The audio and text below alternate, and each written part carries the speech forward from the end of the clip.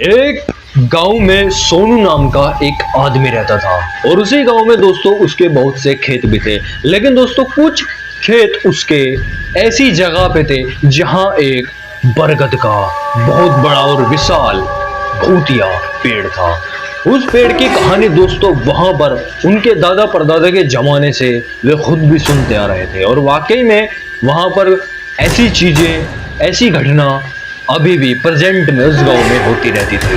बताया जाता है दोस्तों उस बरगद के पेड़ के नीचे एक सर कटा छलावा रहता। एक दिन दोस्तों दिन में लाइट नहीं आती, पूरे गांव में लाइट खराब हो जाती है जिसकी वजह से लाइट रात को आती है। रात को लाइट आने पर दोस्तों सोनू अपने खेत पर जाने के लिए एक टॉर्च और एक फावड़ा लेकर निकल जाता है अपने घर से अपने खेत के लिए। अंधेरी रात थी, कोहरा चारों तरफ बिखरा हुआ था, आसमान में बादल गरज रहे थे, मौसम भी खराब था। सोनू की वाइफ उसे मना करती है लेकिन वो अपनी फसल के लिए कुछ भी कर सकता है और वो निकल जाता है अपने घर से। जब वो दोस्तों अपने खेत पर पहुंच जाता है तो वहां पर पानी चला देता है।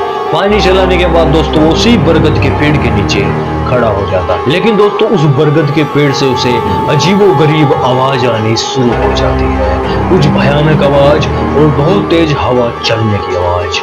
जैसे ही दोस्तों सोनू उस बरगद के पेड़ की तरफ देखता है तो वहां कुछ नहीं होता और वो सब ये एक वहम समझकर फिर से अपने खेत की तरफ देखता है। जैसे वो अपने खेत की तरफ चलता है कुछ ही देर बाद तो उसे एक अनजान आदमी मिल जाता है। वो उस अनजान आदमी से जाकर पूछता है कि आखिरकार तुम इतनी रात को हमारे खेत पर यहाँ क्या कर रहे हो।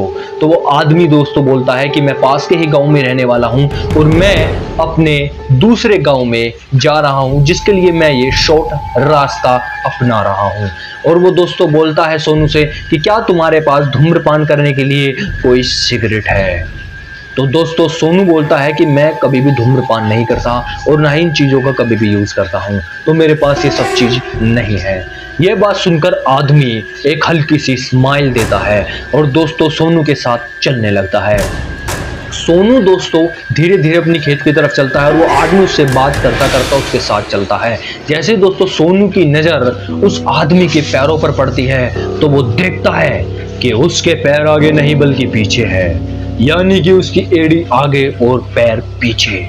ये सब देखकर दोस्तों सोनू को बहुत ही अजीब लगता है और अब दोस्तों से यकीन हो जाता है कि वाकई में ये वही उसी बरगद के पेड़ के नीचे रहने वाला सरकटा छलावा है जो वहां से धक्का लगाकर वहां से भाग जाता है। जैसे दोस्तों वो भागने की कोशिश करता है तो अपने गांव की तरफ भागता है, लेकिन दोस्तों वो बीच में ही रास्ता भटक जाता है। पीछे दोस्तों उसे उसी छलावे की भागने की आवाज आती है। वो दोस्तों उसे पीछे से आवाज देता है कि रुक जा, आज तू पहली बार मेरे हत्थे चढ़ा है और आज तू भाग रहा है, रुक जा। लेकिन दोस्तों सोनू पीछे नहीं मुड़कर देखता, वो भागता रहता है। वो दोस्तों एक और दूसरे जंगल में पहुंच जाता है और एक कुएं के पास जाकर रुक जाता है और वहां पर थकने के बाद थोड़ी देर बैठ जाता है कि सामने वो छलावा अचानक से आ जाता है। वो देखता है कि उस छलावे के पैर पीछे और वो पूरे अपने विशाल रूप में आ जाता है। वो बिल्कुल काला परछाई की तरह पैर पीछे और सिर्फ उस छलावे के दोस्तों धड़ होता है, सर होता ही नहीं। और ये सब देखकर दोस्तों सोनू बहुत ज्यादा डर जाता है और उसको देखने के बाद उसकी इतनी तेज चीख निकल जाती है कि दोस्तों वो जैसे उठकर भागने की कोशिश करता है, उसका पैर फिसल जाता है और उसका सर एक पत्थर से जा टकरा जाता है। उसके बाद दोस्तों सोनू बेहोश हो जाता है। तो उसकी अगले ही सुबह उसकी आंख खुलती है।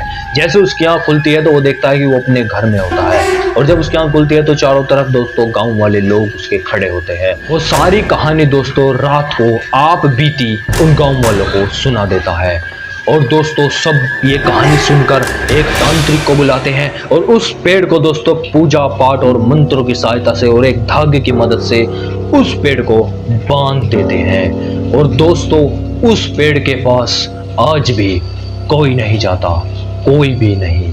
सब बोलते हैं कि वो सरकटा छलावा आज भी उसी पेड़ के नीचे आदमियों का इंतजार करता है। तो क्या लगता है दोस्तों आपको इस छलावे की सच्चाई के बारे में? हमें अपनी राय जरूर कमेंट में दें, और ऐसी दोस्तों हॉन्टेड और भूतिया कहानी देखने के लिए चैनल को सब्सक्राइब कर दे। और वीडियो तो मिलते हैं दोस्तों अपनी नेक्स्ट वीडियो नए टॉपिक और एक और भूतिया रहस्यमय कहानी लेकर। तब तक के लिए दोस्तों शुभ रात्रि, शब बखैर।